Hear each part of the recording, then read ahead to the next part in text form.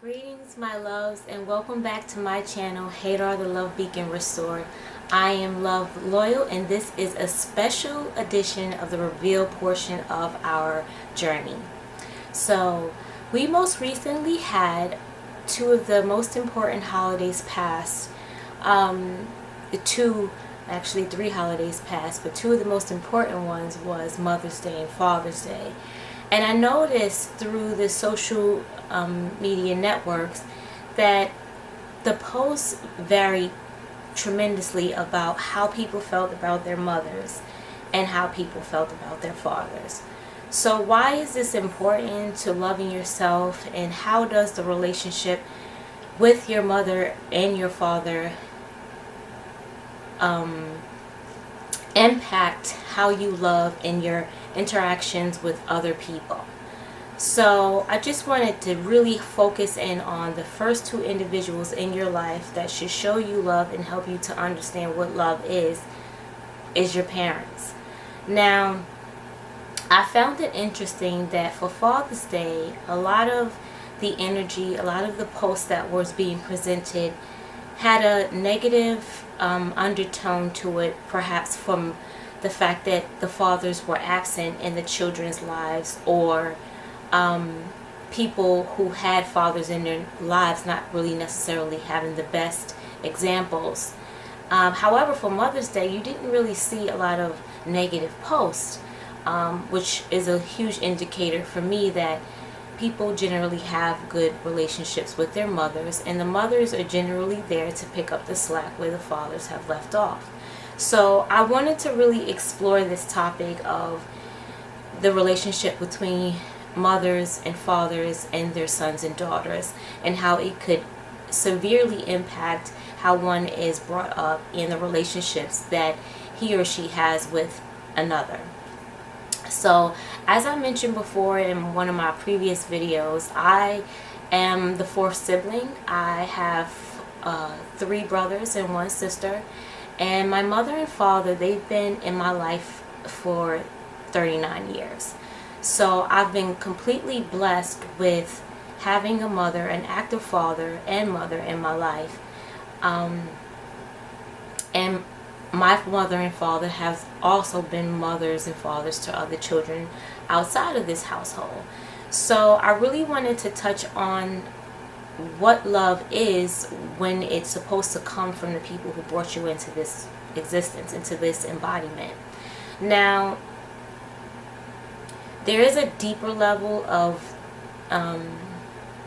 yet entrance into this existence that I won't go into right now.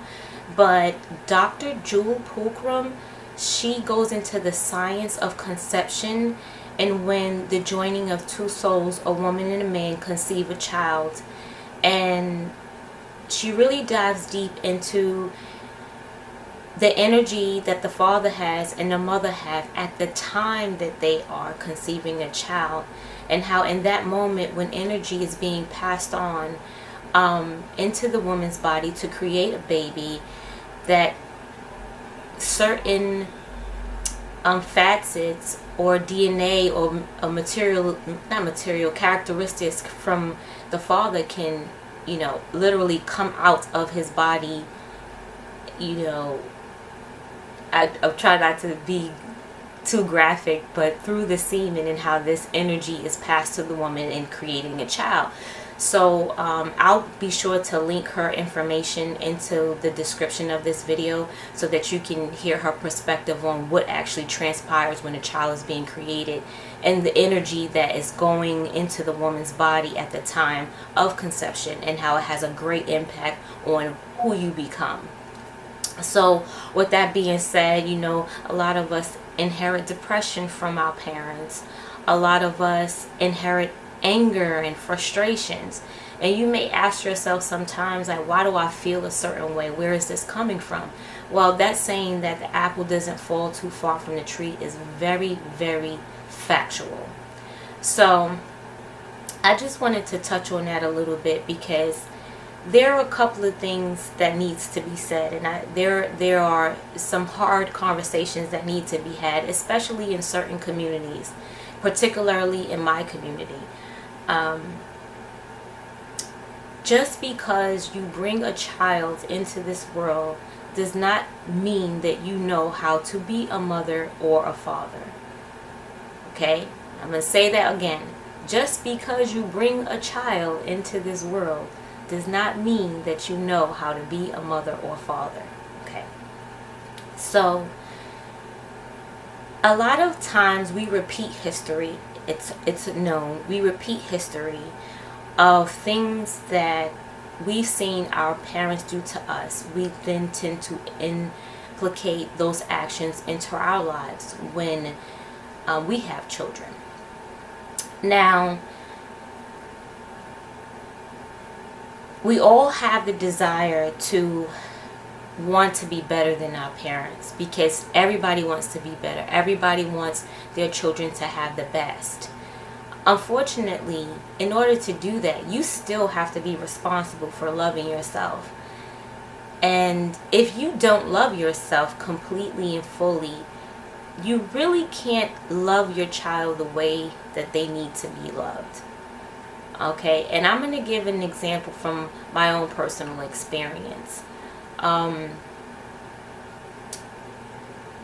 My father didn't necessarily have the tools and the resources or the energy and the love that he should have had in his upbringing. And although he made a conscious decision to get married to my mom and they have 5 beautiful children, there are certain things that he himself wanted as a child that he didn't receive as a child. So he's been a great dad to us. However, there wasn't anyone present in his life to necessarily show him how to love as a child. Therefore, he had to figure it out, and figured it out on his own on how to love his children. Now, that doesn't mean, oh, Emma, you had your father in your life. Life has been great. Yes, life has been great, but there's also been a struggle, and there's also been a barrier between child and parent that is unreachable. Like, there's a part of my father that's unreachable because of what he did not receive when he was a child. Okay, so if I didn't take the time out to heal that part of me, that part that I want from my father, then I wouldn't be the best example to bring a child into this world, because I would still be harboring some sort of resentment because of something I didn't get from my father. But I had to come to the realization that I didn't get that from my father, not because he didn't want to give it to me, because he didn't know how to give it to me. And in order to know how to give somebody something else, you have to first learn and understand how to give it to yourself, So, as you all know, that's what HADAR, the Love Beacon Restored, is about. It's about loving yourself fully, revealing the emotions and the pain of past relationships, reassuring that you're on the direction to healing yourself, and being fully restored so that you can completely love someone utterly. Okay?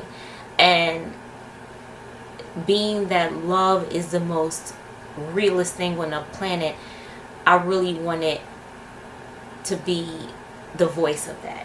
Okay, so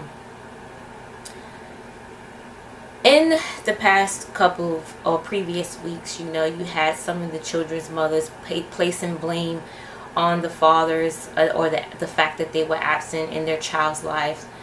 And I don't really know the details of anybody's relationship, but I do understand that you have to be accountable for your own actions too. And in part you need to know what that is by choosing the right mate to conceive a child with. And that's both on, the woman and the man's part, because now you have this innocent child involved that deserves all of the love and attention from both parties involved. But because of some of the issues that men and women have with one another, they neglect the child, and this becomes a repetitive cycle, and it goes on, So that same thing goes for mothers. If your mother came from a large household, and I don't know, if people really understand the dynamics of coming from a large family when you have, 5 children, 8 children, 10 children, and you're one person, and the child wants your attention, and the child wants to be recognized for certain things. And when they don't feel like they're being recognized for certain things, they tend to grow up resenting their parent because their parent was not available to give them something, because they had to spread themselves and share themselves with a large family. So there are a lot of variables as to why you may grow up as an individual and feel like you don't have the type of love you need. And then you go outside of yourself and you look for that love to be or to come from someone else when it's not that person's responsibility to give it to you. It's yours. So the cycle of a man and a woman conceiving a child, and that man and that woman being in the right functional state of mind before conceiving that child is really crucial to our existence. Because see, what we have going on here is we have people creating children and not being there to reassure them, to not being there to help them through their pain and their suffering, because we have pain and we have suffering. So as a result, we have bad children. We have bad people in the world. We have bad parenting. We have a repetitive cycle going on, and then we turn around and we complain about the conditions in the world, and we don't take responsibility for the fact that we've created this world. Because we are bringing children into the world and we're not dealing with the issues. We're getting involved in relationships just to say, I have a man, or I'm married now. And then we're bringing children into this world and we're holding a man responsible for something. Or, I've actually overheard, and I'm sure you all have heard conversation when there are women who are dedicated to just creating a child with somebody in hopes of the man staying into their lives. I mean, that whole rationale is just, for me, a little bit bizarre, because in reality, there is nothing that can hold a person to you. Sex does not hold a person to you. Money doesn't hold a person to you. A child doesn't hold a person to you. It's not something that's going to keep someone in your life. So that thought process alone needs to be removed from the consciousness, because it's not healthy. Okay. So, it's a tough conversation to have, again, because people will be always cognizant of the fact that I have my mother and father in my life. It doesn't mean that there hasn't been challenges along the road, because my parents were children, and my parents may not have received all that they need to receive from their parents, and they weren't in the positions to restore the love they have for themselves. And they did things at young ages. My mother and father, they got married. My mom was 18 and my dad was 20 years old. That's really young to get married, in my opinion, because you really don't know yourself at that point. You're basically just leaving your parents' house and then starting a life, you know. And you're starting a life without knowing who you are truly with someone else that you have to get to know. And then as soon as my parents got married, you know, my sister was born. So they learned a lot of things on the way. And I joked the other day with my brother, like, you know, the firstborn child of pretty much anyone's family, there's like a lot of caution, like, oh my goodness, the baby fell, oh my goodness, you know, they're like so protective. But when it gets to the third, fourth, and fifth child, it's just like, oh, the baby fell, it's no problem. Like, it's almost like not the same urgency as it is for the first child. But that's what happens, you know. And fortunately enough, my parents got married at during an era that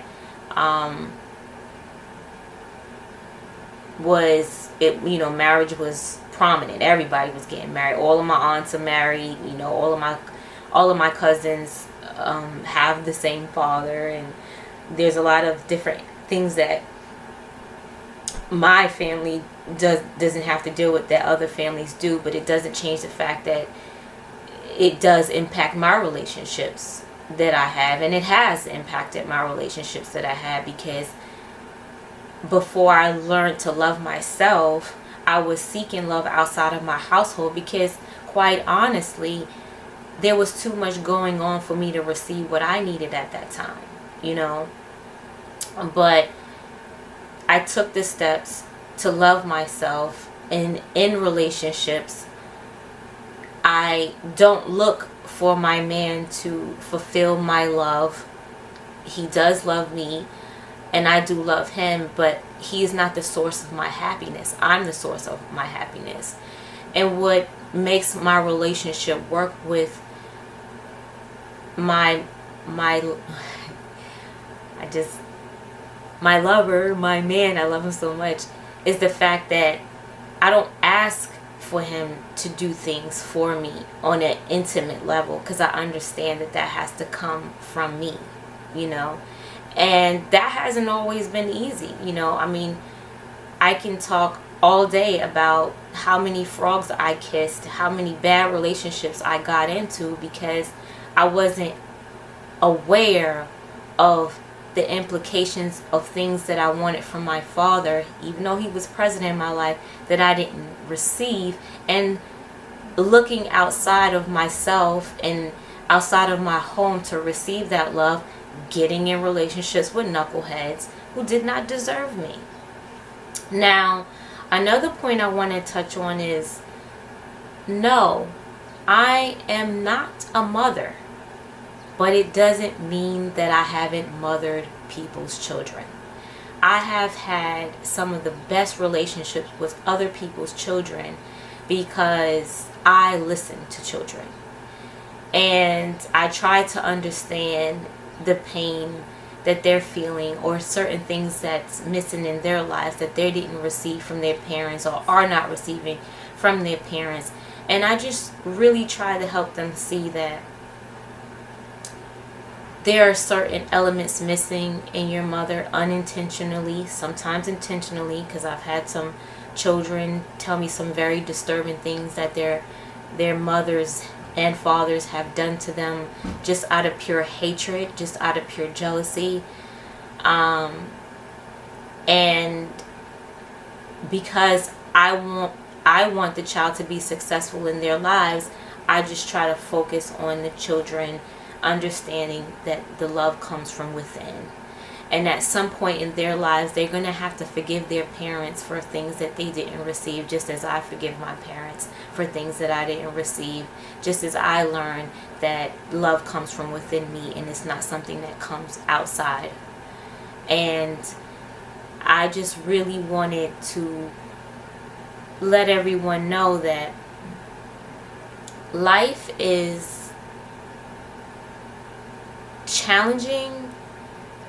Life is very upfront, when you're paying attention, when you're aware, it's always telling you certain truths, even about yourselves, that you may not want to accept.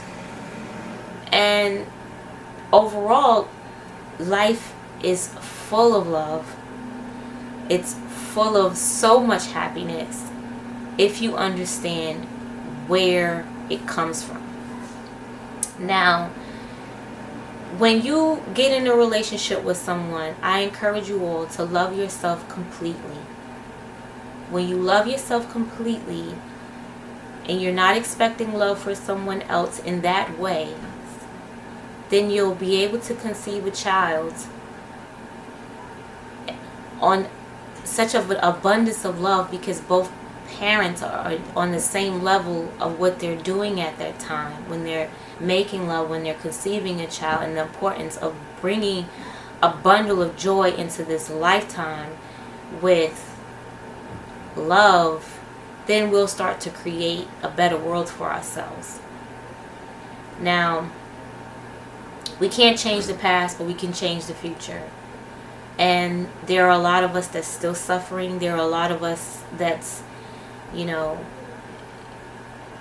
young, old, still hating their parents, still harboring resentment for their siblings, still placing blame on things that happened in the past, and kind of keeping yourself in a certain frequency, keeping yourself in that pain and suffering.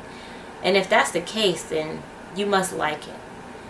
But if you want to come up out of that frequency of frustration, and you want to move beyond the hatred, and you want to let go of the things that happened to you in your past, come check out HADAR, the Love Beacon Restored, and let's grow. Let's learn to love. Let's learn to heal. And let's learn to become better wives, better daughters, better husbands, better brothers, better children. Thank you so much for watching my channel. Please like, subscribe, and share. I'm also on Instagram and Facebook. So I hope you all have enjoyed this special edition of Mothers and Fathers Reveal. I love you all so much. Have a blessed day.